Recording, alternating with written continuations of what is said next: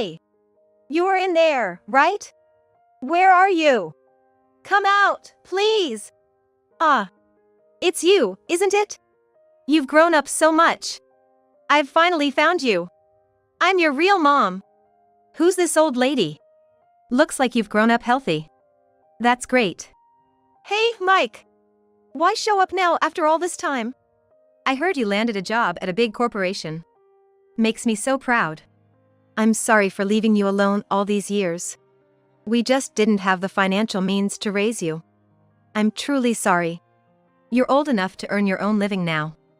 Our financial situation doesn't matter anymore, right? Let's live together and fill the 23-year gap in our parent-child relationship. When my niece was born with a disability, my brother and his wife abandoned her at our parents' house and disappeared. 23 years later, they've returned, barging into the house, planning to take her away. It seems they've heard she landed a job at a big corporation and are looking to mooch off her. But my niece is smart, she won't fall for their tricks. Real mom and dad? Can I really live with you? What? I'm momentarily shocked by my niece's response. But her words. Actually, I am Emily. A 35-year-old corporate employee. I've lived a work-centered life. My strict attitude at work has made me somewhat feared, and I'm aware I'm becoming the old guard. Having given up on romance. Some might find my life lonely, but work is enough for me, so I don't feel that way. Although I'm not interested in love or marriage, the thought that work is my only joy does make me a bit uneasy. I also feel bad for not being able to show my parents their grandchild. For grandchildren, I guess they have to rely on my brother. My brother Mike, 3 years younger than me, is the complete opposite of my introverted self. He's incredibly outgoing. As a college student, he rarely came home during summer breaks, preferring to hang out with friends. He also loved organizing big get-togethers for seasonal events like Halloween and New Year's Eve. I've been invited too. Hey sis, wanna join our next party? I'm good, thanks. Why not? You've never had a boyfriend, right? You might meet someone. I'm not interested, just leave me be. I'm 35 and have never had a boyfriend. Unlike Mike, who, while not being a heartthrob, has always been popular, with no shortage of friends and romantic interests. He's hardly been without a partner since college. It's nice to live every day as if it's your birthday. But I've had my concerns. Mike, are your grades okay? Yeah. I always calculate the credits needed for graduation and how many classes I can skip without trouble.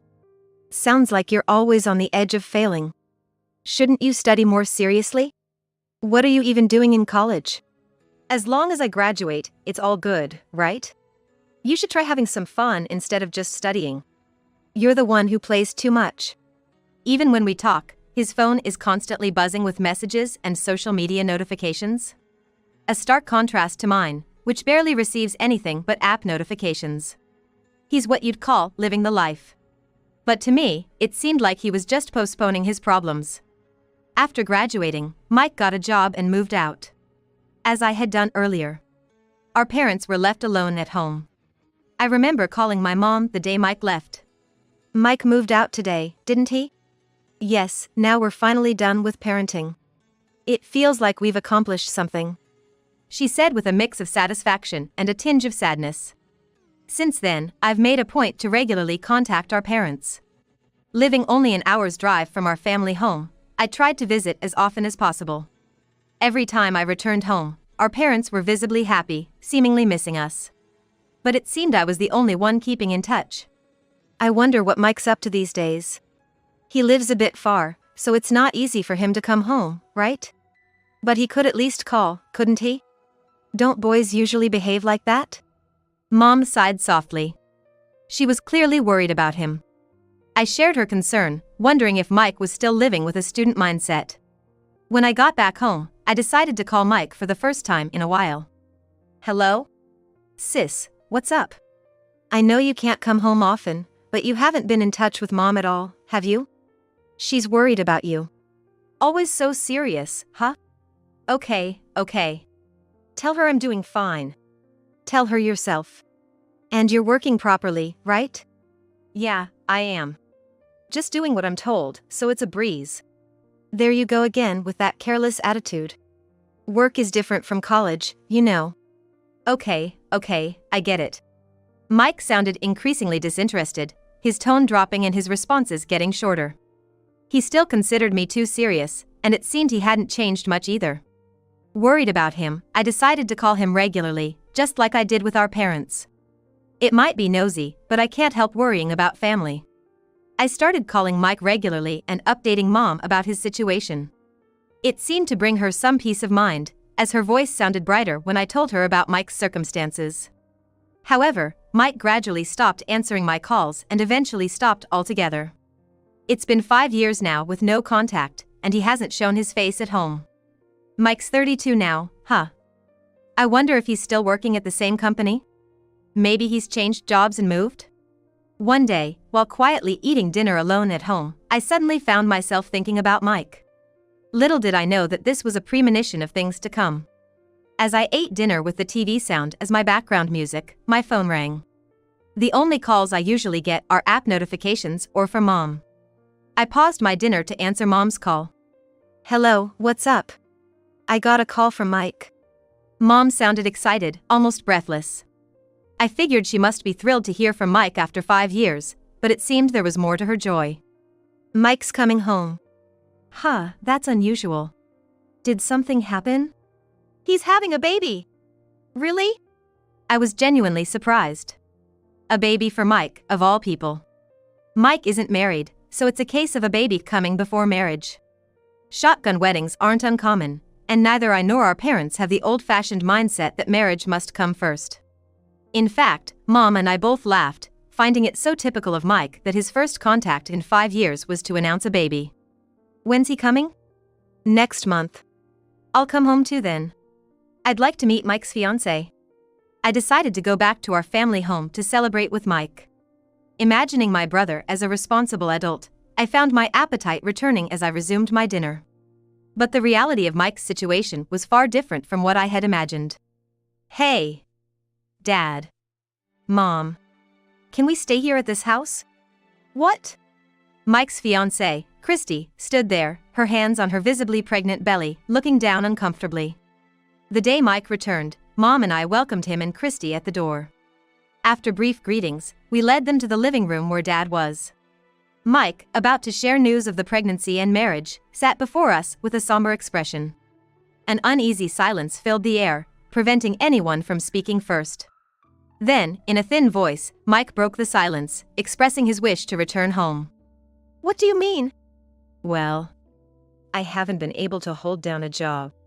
I've been hopping from one job to another, and at 32, with no real skills or achievements, job hunting's getting tough. Right now, I'm unemployed, and my savings are almost gone. And the baby is almost due. So, you're out of options and want to come back home? You were right, sis. I regret not working more seriously.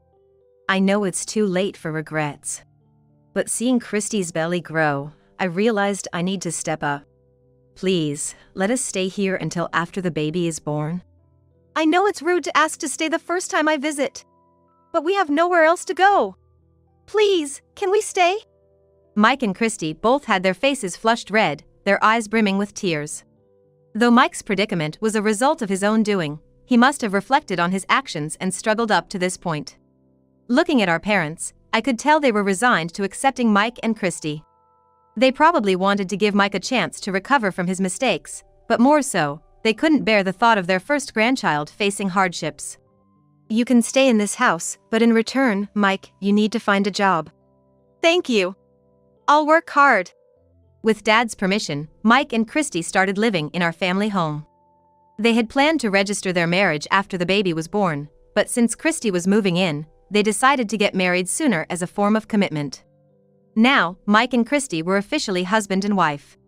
All that was left was for Christy to give birth safely and for Mike to find a job and get their lives back on track before moving out. I thought everything was heading towards a resolution, but the situation worsened. 2 months later, Christy gave birth. Mike left his work early to go to the hospital. The next morning, knowing it was a bit inconvenient, I called Mike before he left for work. Congratulations. The baby was born, right? Yeah. I thought Mike would be overjoyed as it was the day after his baby's birth. but the tone of his voice was as if he was walking through hell. I have to go to work now. I can't be late since I just started this job. Oh. Sorry. Have a good day. After Mike hung up, I immediately called Mom. Mom, what's up with Mike? That's the thing, I don't know. He's been down since he returned from the hospital yesterday.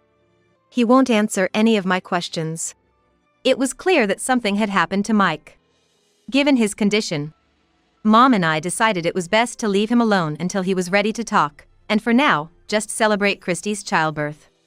3 days after Christy's delivery, my parents and I went to the hospital to visit her and see the baby. That's when we learned why Mike was so down. Please, take a look at the baby. We're planning to name her Lily. Oh, she's adorable. She's going to be as pretty as Christy. My parents were speechless with joy, just smiling and gazing at their granddaughter's face. I was also admiring the cute baby when I noticed something. Huh? Her hand? I hesitantly rolled up the baby's sleeve. Lily's right hand had only 3 fingers. It's called congenital limb deficiency. It happens in about 1 in 1,000 births. Christy explained in a small voice, tears spilling as she sat on the bed. My parents and I were at a loss for words. It sounded like schoolchildren were leaving nearby, their voices faintly reaching the quiet hospital room. But she's here with us, safe and sound. Let's make her happy. If there's anything I can do, just let me know. I'll help. Emily, Christy seems tired. We've seen the baby, so shall we head home for today? Christy, we'll visit again tomorrow. I wanted to cheer up the disheartened Christy. However, Mom seemed to think it was best to leave her alone for now. As I had no experience with childbirth, I decided to follow Mom's judgment and we left for the day. On the way home from the hospital, I quickly realized Mom's decision was right. Just because the baby has a disability, it's still a good thing she was born, right? Why be so down about it? I think Christy isn't shocked about having a baby with a disability, but rather, she feels guilty for giving birth to a baby with a condition, Mom speculated. I felt embarrassed for trying to forcefully cheer up Christy. Back at home, I found Mike there. To avoid making the same mistake I did with Christy, I chose my words carefully and spoke slowly. I saw the baby. She's adorable. She's going to be a beauty when she grows up. What's the use of being pretty if she has monster-like hands? Mike retorted. Hey! What are you saying? I understood Mike was shocked about his daughter. But I couldn't just let that comment slide. So, I decided to stop mincing my words. I don't know the details, but if her right hand is impaired, then as parents, we should be the ones to help her. So what if she's a little different from others? We have to raise that monster for the rest of our lives? I finally find a job, ready to get our lives back on track, and then she's born like that? How can I possibly feel motivated to work? Motivation? What do you mean? Your child isn't a tool for you to feel motivated at work. You wouldn't understand, Emily. You've never been a parent. Sure, I've never given birth, so I might not understand a parent's feelings. But I do know you're saying something fundamentally wrong as a person. Yeah. I'm wrong, fine. Why did I have to draw the short straw in 1 in 1,000? It's such a hassle. Mike walked out of the house with a lethargic gait. Did I choose my words wrongly again? Unfortunately, as Mike said, I lack the experience of being a parent. Engaging in conversation might lead to more conflicts like before, so it's better to leave this to our parents. Consequently, troubled over how to interact with Mike and Christy, I decided to stop visiting the family home for a while. However, during my absence, a terrible incident occurred. 1 week after Christy was discharged from the hospital and returned home, Mom called me early in the morning. Emily! Come home immediately! What? Why so early in the morning? Mike and Christy are gone! What? I grabbed only my wallet with my driver's license and rushed to the family home in my car, still in my pajamas. Look at this! Upon arriving, I was shown a torn piece of paper from a notepad with Mike's sloppy handwriting. Please take care of our daughter. What does this mean? I don't know. This note was all that was left when we woke up. Wasn't Mike supposed to work hard because his daughter was born? No, maybe his true feeling was that raising a disabled child was too much trouble. Did Christy not find their daughter, who grew inside her and was finally born, cute? If she did, she wouldn't abandon her newborn. I exploded in anger at Mike and Christy for changing their attitudes so drastically just because of a disability and leaving their daughter with just a note. What do you mean I wouldn't understand a parent's feelings? Don't abandon your responsibilities. My outburst frightened Lily, making her cry. Hearing her cry, I calmed down a bit. This innocent child shouldn't suffer because of this. I'll become her mother. The words came out naturally as I looked at Lily. Naturally, my parents panicked and tried to stop me. You can't just suddenly become a mother. Let's wait and see. Maybe Mike and Christy will come back. We'll take care of Lily for now. They're not coming back. Careful consideration is necessary in making decisions. However, sometimes it's important to act swiftly. I conveyed my firm resolve to my parents through the determination in my eyes. All right, but you can't do it alone. We'll support you. And so, we decided to raise Lily together. First, we needed to address the legal aspect, as Mike and Christy still had parental rights. A mere note saying, "Please take care of our daughter," wasn't enough. Mike and Christy were untraceable, having changed their phone numbers. So, I decided to become Lily's legal guardian under the minor guardianship system, citing their long-term absence. Now, I was effectively Lily's mother. But it was a challenging process that took a considerable amount of time. I couldn't quit my job while raising her. So my parents helped me with childcare. Alongside raising Lily, I kept a casual eye out for Mike and Christy's whereabouts. Not to return Lily to them, but because I wanted to give them a piece of my mind. I had no intention of giving Lily back to them. 10 years after taking Lily in, she grew up healthy and unaffected by her right hand. She has a spirited personality, once even standing up to a boy who teased her about her hand at school. While violence isn't praiseworthy, it's good to be strong. Being left-handed, she doesn't have many problems in daily life.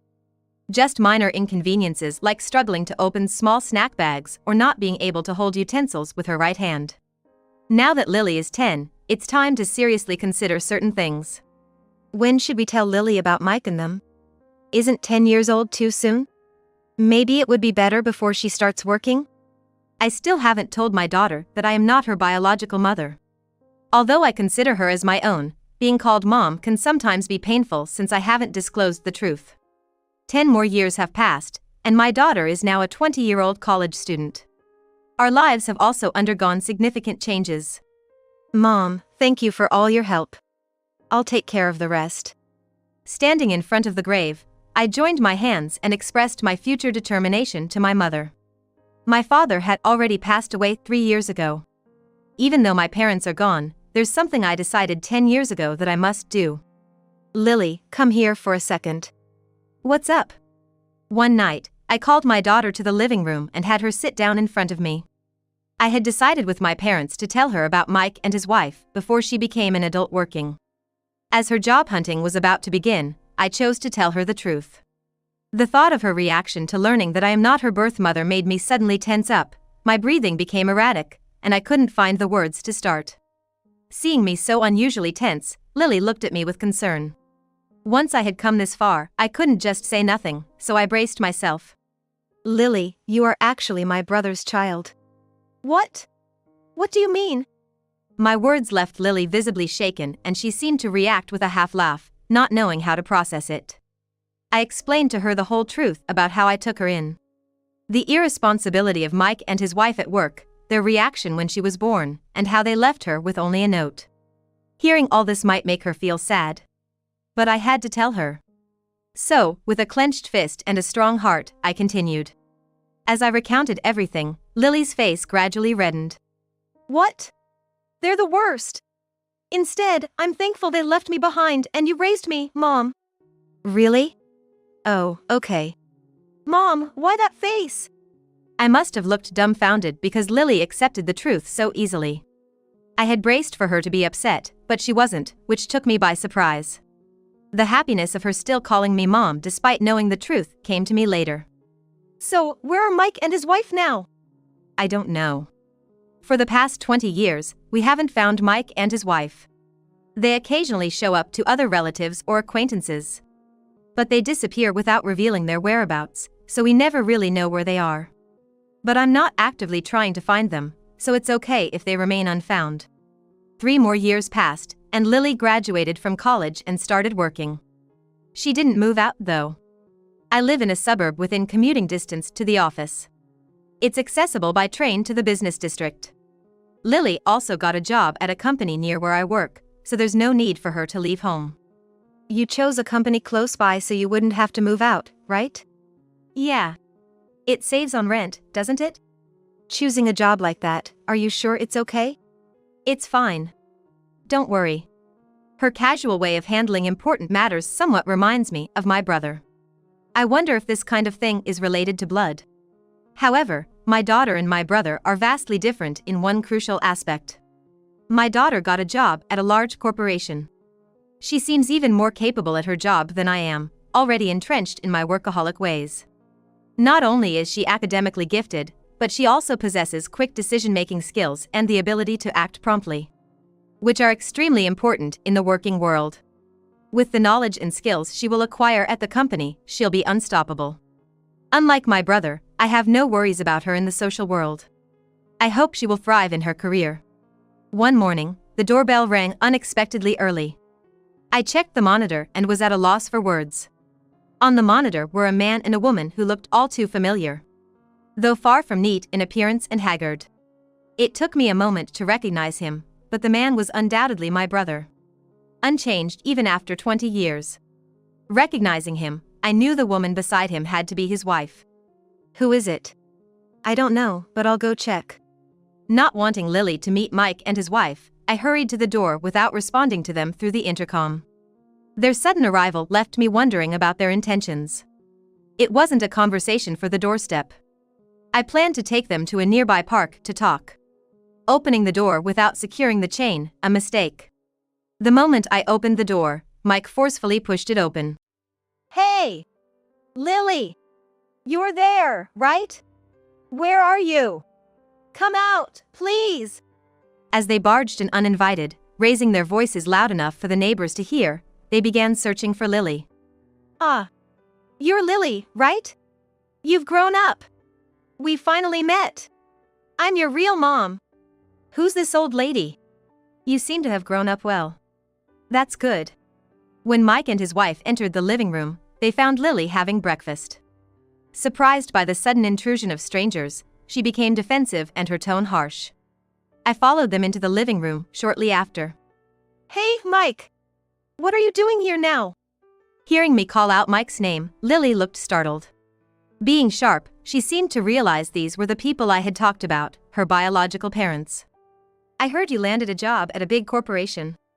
Your strength in overcoming your disability makes me so proud. I'm sorry for leaving you alone all these years. We just didn't have the financial means to raise you. I'm really sorry. You're old enough to earn your own living now. Our financial situation doesn't matter anymore, right? Let's live together and fill the 23-year gap in our parent-child relationship. It was clear that Mike and his wife, having heard about Lily's employment at a big corporation, were looking to mooch off her. But my daughter is smart, she won't fall for their tricks. I wasn't worried about her reaction. Instead, I was concerned about how to get Mike and his wife out of the house. Real mom and dad? Can I really live with you? What? I couldn't help but exclaim. Mike and his wife, noticing my reaction, looked at me and smirked. Yeah, it's better to live with your real parents, right? Come on, say thank you to your fake mom and let's go. But, wait a minute. I need to know more about you too before I can make a decision. Let's talk about it when we get back home. Yeah, let's do that. Mom, I'm sorry. I want to find out who my parents are, who I haven't seen for 23 years. Lily. My daughter stares into my eyes desperately. Her uncle and his wife watch this with smirks on their faces. They probably think that if they can just take her away from here, everything else will fall into place. But I caught a glimpse of some strategy in my daughter's eyes. This unspoken message, something only a parent and child of 23 years would understand, seems to be lost on her uncle and his wife. Well, shall we go then? Thank you for taking care of my daughter. With triumphant smiles, the uncle and his wife leave. I trust my daughter and decide to just sit on the living room sofa and wait. I never knew simply waiting could feel so long. The clock's hands seemed to move slower than usual. I'm home. In the evening, my daughter returns as if she'd just been out playing with friends. Welcome back. Everything okay? Nothing weird happened? I'm fine. But look at this, I got it all together. Huh? What she hands me is a notebook. Inside, over several pages, is a summary of what her uncle and his wife have been up to over these 23 years. It was tough getting it all together. They're not great at telling stories, so I had to piece together the important bits. So that's what you were doing? Of course. I wouldn't really go to their place. Just heard them out and came straight back. According to my daughter, after leaving our family home, her uncle and his wife kept changing jobs. Their living places changed frequently too. But these moves weren't for job hunting. They've been borrowing money and running away. So they show up at relatives and acquaintances, borrow money, and then run away again. They said they'd paid off their debts and came to take me in, but that's obviously a lie. Wonder how desperate they must be to rely on the money of someone who's just started working? If we think about why they had to show up in front of us, they must be really desperate. That's what it seems like. Oh, and here are their 2 addresses. That's the most important info, right? My daughter proudly points to the address of her uncle and his wife she noted in her notebook. In just half a day, she had exposed the whereabouts of her uncle and his wife, who had been elusive for 23 years. Feeling proud of her, I pull out my smartphone. A week later, my brother and his wife came to our house again. Hey! What did you guys do? You've caused us so much trouble. How are you gonna take responsibility? They seem panicked this time, not even ringing the doorbell but banging on the door and yelling. To avoid disturbing the neighbors, I stop preparing breakfast and head to the front door. Should I come too? No need to let those 2 see Lily. That would be a waste. I go to the door alone, this time opening it with the chain on. As expected, my brother tries to force the door open. But with the chain, the door only opens a bit, and he has to peek through the gap. Relatives and acquaintances showed up at our house demanding their money back. What did you do? I just shared your address, which Lily got from you, with the people you've visited over the past 20 years. You knew we were borrowing and running? Of course. I'm not like you, I keep up with relatives. Thought about confronting you before. You borrowed from some shady places, right? I've spread the word to relatives and acquaintances, so even your creditors might catch on. Mike! We can't stay then. We gotta run. What did they come for? They probably wanted to complain to me and my daughter, but upon realizing their address was more widely known than they thought, they quickly left. They're probably preparing to skip town tonight. All done? Yeah, finally over. Took 23 years. This incident should make them realize that Lily is not their child, but mine. This should keep them from showing up in front of us again. I go back to my breakfast, which now tastes even better. I heard from relatives that some dangerous people already knew their address and took them away. A few relatives had gone to their house to ask for their money back and happened to encounter this scene. 3 men in regular suits, polite and kind to my relatives, were there. Excuse us, but could we speak to them first? Though smiling, the relatives felt an aura from these men and stepped back, letting them take precedence in demanding the debt repayment. From the next day, my brother and his wife haven't been home. Where they were taken, I don't know, but they've disappeared again.